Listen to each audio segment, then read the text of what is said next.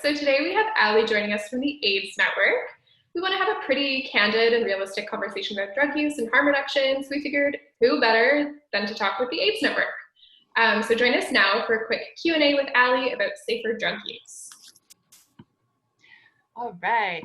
So our first question for Allie from the AIDS Network is, what should folks know about harm reduction before ever using drugs? That's tricky. I would say, in an ideal world, everyone will have access to all of the information that they would ever need to make any kind of choice. Obviously, we don't live in an ideal world by any stretch of the imagination. As somebody, I remember being a youth or a younger person, and I really wish that I had more people in my life who were honest with me about things and offered up in the information that I would need to make informed choices and consent to things.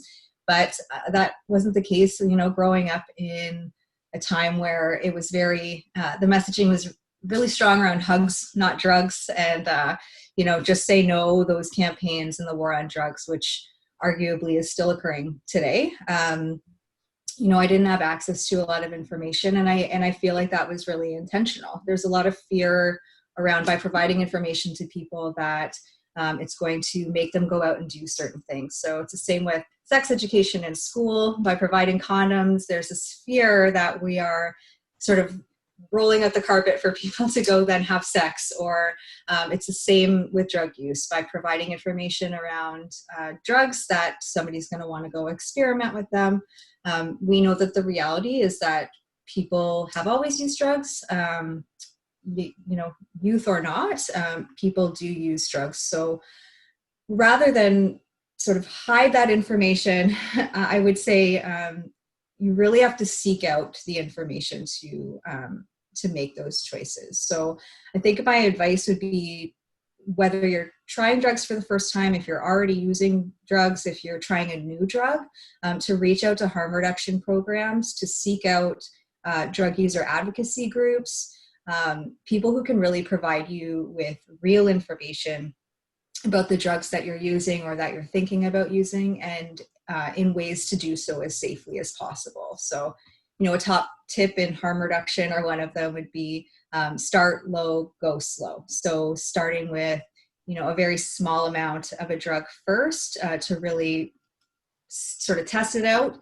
And then, we know that the reality of the drug supply right now is really unpredictable. So without comprehensive drug testing, you really have no way of knowing what you're taking, even if you believe it's one thing, could be anything. So always have naloxone. Don't use alone if at all possible. But I think before anything, if you have the option to connect to networks of peers, other people that use drugs, people that can support you in being as safe as possible, that's probably the best scenario that you could find yourself in. Okay, awesome. Thank you. Thank you. So our next question is, what are some safety tips that people perhaps don't often share with youth when talking about harm reduction and drug use? So people tend to talk about, particularly to youth, about the harms associated with drug use in a really broad kind of way, in general terms. So, drugs will ruin your life. Drugs are dangerous. Drugs are illegal. But people might be less inclined to talk about the specifics, understanding, that people use drugs, kids who use drugs, that, with any starting off point, you can really have more meaningful conversations to strategize about those specific pieces and the complexities of the individual's experience. So, if you're talking to an individual looking at issues around isolation, where people might not have many supports, living in rural areas, those are all factors that can contribute to increased safety risk in using for an individual. So it's important to recognize and begin to address it at that level, to be then able to build supports and to maximize, supports that are out there to decrease that disproportionate risk that some folks have. Looking at, calling or texting the VAN program, like the program that the AIDS Network runs, to come and talk to you first about safer methods of using or to access new equipment. People who can provide you with a peer worker who can talk about overdose prevention and strategies and can really do so without judgment. And then another piece is that once we're at a place of understanding, I feel like people will be more inclined to,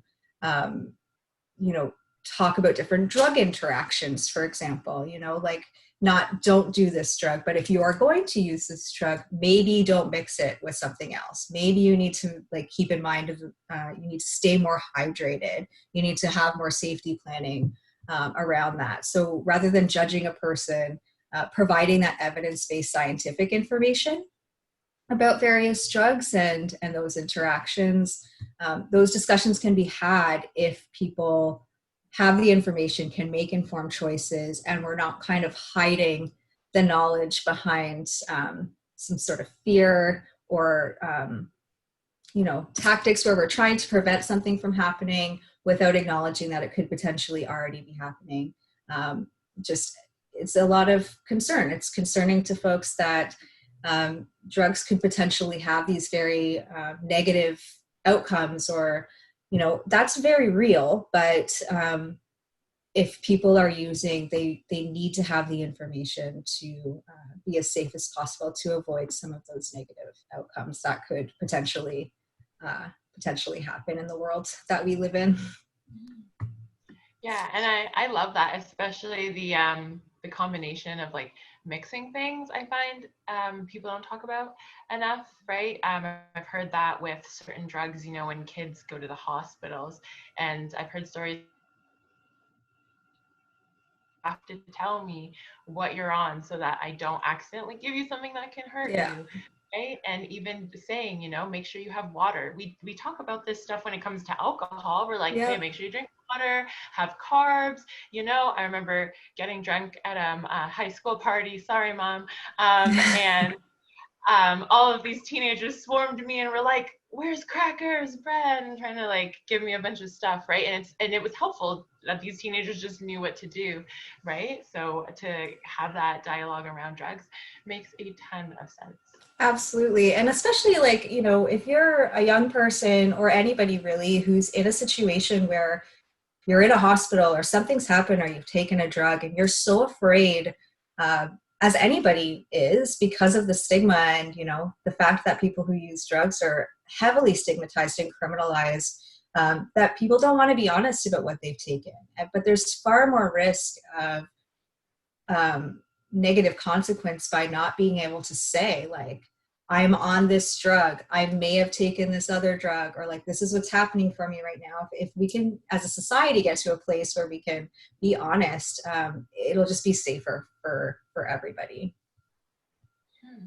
Yeah, no, absolutely.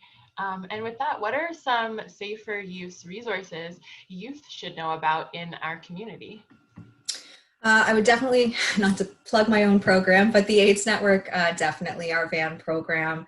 It's a really great resource for both information, overdose prevention, safer drug use equipment, and safer sex supplies, and then just general information. We also get, typically if there is a public health alert, if maybe there's a bad batch of drugs going around, we would typically have that information so we could share, maybe there's a potentially stronger drug going around in the community right now, so do some safety planning around that. And then giving out supplies, obviously, so people don't have to reuse. CAMH actually has great resources on their website. I think it's called Straight Talk. So they have straight talk around methamphetamines. So it'll explain sort of what methamphetamines do, what to expect, when we're talking about that drug interaction piece, safer ways of using. All of that is on the website. So that's a really good resource to be aware of. And then Katie, which is CATIE, is another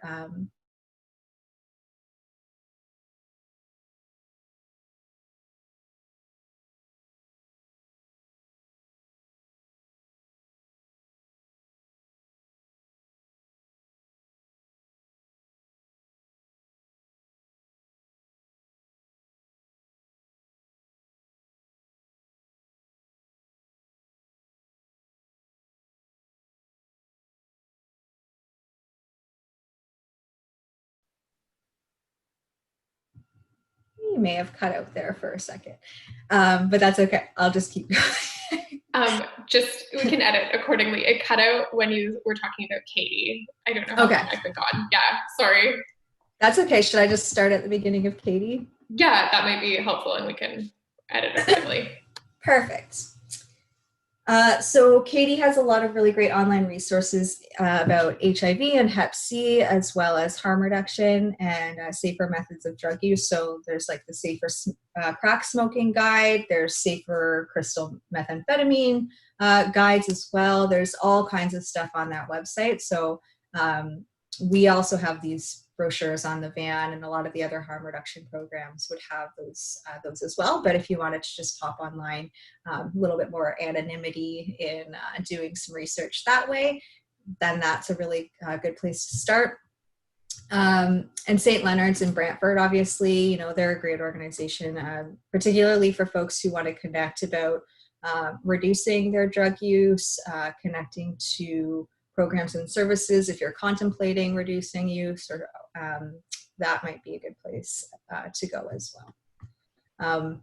One thing I wanted to mention, I get asked a lot about police in the work that I do. So I just wanted to mention, police in terms of learning about the legalities of drug use. Yes, that would be, they might be the experts there a little bit, but I wouldn't look at messaging around police as my go-to source for expert information on experiences of drug use.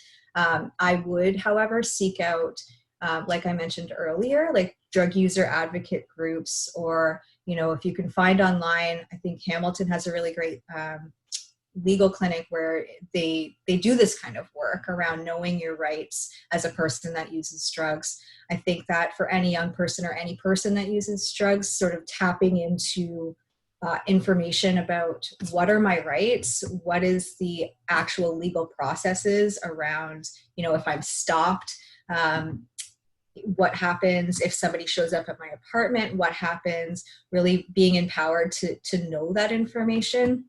I would definitely reach out to, drug user, like law reform organizations. You can find tons of stuff online just through looking at drug user networks. So people who use drugs, who have networks that are fully connected, doing really great social justice work in, communities all over Ontario and Canada and really the world, that you can find out some great information that way as well. Thank you so much. I feel like I'm learning a ton too, just through this experience. Good. So thank you. You're welcome. Our next question for you is, what are some tips about drug use and consent? So I think we're kind of imagining conversations around perhaps drug use and sexual consent, or consent and sober pals, or consent and use generally. Yeah, so consent is obviously huge in every sort of area in life, particularly around bodily autonomy, and drug use is no different. Youth or adult, I think we've all had conversations about this idea around peer pressure that I think can sometimes create some eye rolling or opposition. We've all heard it a ton, but it is really important, particularly around groups of people. There's psychological studies going back decades about the impact of groups on individuals, and the ways that we as humans tend to go with the crowd, even if we all like to think of ourselves as, unique individuals who won't give in, and those things. It's like, that's great. But I do think we need to have that kind of in the back of our mind as well. That, as much as we want to be leaders and not followers or whatever the case, there are real dangers around these things, and consent being a huge part of that conversation and thinking about those things. So, I just think really being critical about that is important, and as much as possible, trying to surround yourself with people that you trust. I know that that's very much a privilege to have people around that you trust. Not everybody has access to that. That's not always an option, but in which case, trust your gut. If if you feel uncomfortable or sense that something isn't right, trust that. And practice saying no. You know, like as young people, as women of color, we're taught to be agreeable. And it's, you know, you say, you know, you're forced into these situations where often there's this pressure to conform, to not cause any disruption of like whatever status quo. But I think through practice with people that we feel safe around, saying no is so powerful, and it's hard and it's uncomfortable. But I think practice it, and, you know, be kind to yourself, and trust yourself. And then with IV drug use, so intravenous drug use, there is a term called second to the needle, and women are often second to the needle, particularly where using with a partner, a male partner, which creates a huge risk, not only for sharing supplies, but also in terms of not knowing what's being injected, not having control of the amount of the substance being used. So again, as much as possible, position yourself to be able to have control by seeking out the information, by going to harm reduction workers and peers to support your learning in being as safe as possible, so you don't find yourself at the mercy of somebody else. Again, I know that this is definitely a privilege, and I don't mean to say that, you know, saying no is always the answer, but I think by practicing and feeling more comfortable to be able to trust yourself, there could be some minimized risk there. And if you have people in your life that you can talk about your drug use with, to check in with them regularly, let them know what's going on for you. And this can be the same with like dates, right? Like if you're checking in with a bud that, you know, I'm going on a date, I don't know this person, have some kind of safety plan. If you're going and like, I don't know, buying a used car and you're going on a test drive with a stranger. I know I did, like I did that. I safety planned with a friend of mine because, you know, we don't know. We never really know. And so, and then have like an in-depth safety plan. So do you want a certain amount of time to wait before, like you want police involvement or a friend to be called, or somebody else to be involved if you're going to visit a new dealer, or you know, just what is that going to look like? How much time are you going to be away for? But I think a good starting off point, all of that aside, is trying to have transparent conversations with people that you can trust, if there are people that you can trust, and setting yourself up to be able to recognize when something doesn't feel right, and going with that, aside from kind of some potentially pressuring messages that you're receiving from other people around. Yeah, that checks out totally. That autonomy piece is huge. Yeah, thank you so much. I guess maybe if you could share, like, what kind of questions typically come up from youth accessing the AIDS network? Are there any stories you can share with us? So I was thinking about this question earlier, and I can't think of a lot of folks who access our program that would identify as youth. Like they might be between certain ages, but like we haven't seen a lot of, we haven't done a lot of partnership building with other youth organizations, which is unfortunate, and something that I think, you know, we're working on right now. I think that this is such a great opportunity. But, you know, hopefully that'll change. We'll see more youth accessing our band program and other services, including our like HIV services and prevention services. But I will say a story that comes to mind is on our Hamilton van, we had a young person. I think they were probably about, I don't know, 14 or so, from what I was told. I wasn't working at the time, but we had a conversation afterwards. So this younger person called the van. They got a ridiculously like large amount of condoms, like thousands of condoms, and which was fine. Like that's amazing. So after they got what they needed and they left, and me and the other worker were talking about it, and we just talked about how awesome that is. Like I remember being young, and I don't know if younger folks these days are less like, I don't know, prude than I was about buying condoms and having open conversations. Like that was hard for me. So for this young person to first of all, like, find out what the van is, then call the van, then ask for exactly what they needed, and then go meet the van in the community at a place that they were comfortable with, to get supplies for themselves, but also their peer groups and friends. And we're able to like kind of like brave that initial interaction to be able to go ask for what they needed and go through that to get what they needed and what their friends needed. That was just so amazing. And like, for me anyway, we just thought that that was fantastic. And I hope that we're creating spaces that other people can follow suit, and particularly like other young folks who might not, who might feel intimidated or might not have the information that they feel like they need going into that scenario, to really feel comfortable in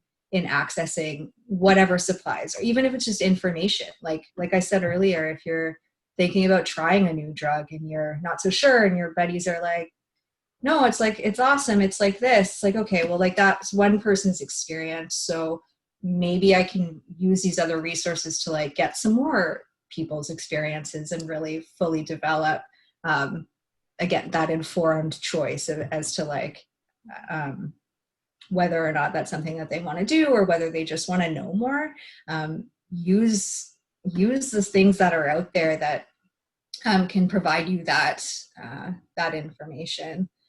So don't ever hesitate to call, I think is a big thing. And harm reduction programs really try and pride themselves on being non-judgmental and meeting people where they're at. Typically, we come into this work with some kind of lived experience, or have hired peer workers who are currently using drugs or recently used drugs, that can have transparent conversations without judgment. And then if you feel like, meeting a van program in a parking lot or at your house isn't an option, like, again, reach out, because all we're trying to do is meet people where they're at. So if you're like, I could never access a service like this for whatever reason, if there's barriers, let us know that, because then we can really try and shape the program to address that, and change what we're doing to make it work. So definitely don't hesitate to get in touch, even if it seems intimidating. This kid who got condoms for all his buds is my hero. So I think that that's kind of where I'm at with it. Yeah, I love that so much. And I think especially with the youth I work with, I really admire when folks can really just put themselves out there and they're so confident. And I'm like, I'm 25 and I still get nervous making a phone call. So I just admire that so much. And even having these conversations to normalize it, because I think a lot of youth are scared because they're just like, it's not normal, right? So to be like, yeah, no, come do this. Exactly. And that's so important. Like, that's the messaging that's out there, right? It's the same with like the fear-based stuff and like just not having the information. It feels like you're doing something wrong. It always feels like you're doing something wrong. And, like, making it so all your friends and yourself are safe, like, how that can't be, that's not wrong. Like, you're doing what you need to do. And I think that people need to be commended for that. And if we, if that's sort of where we're starting and laying it all out there, then we're only going to do better, like all of us. And I think it's pretty great. I agree. I think it's great too. And I think it's definitely something more youth need to know about. Yeah, that's fantastic. I'm excited. And I hope that youth in our community call the van from time to time. Me too. It's such an incredible resource, and I'm really happy that we could connect to chat about that today. Thanks. Me too. Awesome.